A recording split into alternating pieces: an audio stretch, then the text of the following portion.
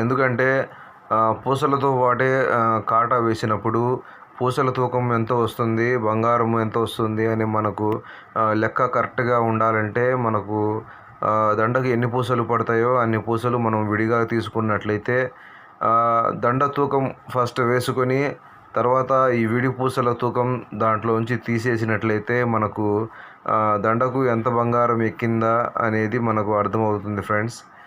ఈ విషయం అనేది ప్రతి ఒక్కళ్ళు తప్పనిసరిగా నల్లపూసల గొలుసు చేయించుకునే వాళ్ళు గుర్తుపెట్టుకోవడం మంచిది.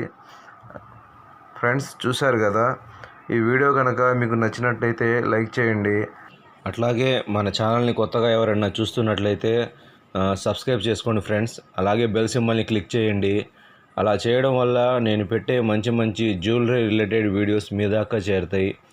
ఆ ఇన్ఫర్మేషన్ మీకు ఫ్యూచర్లో చాలా యూజ్ అవుతుంది అని చెప్పి నేను అనుకుంటున్నాను ఫ్రెండ్స్.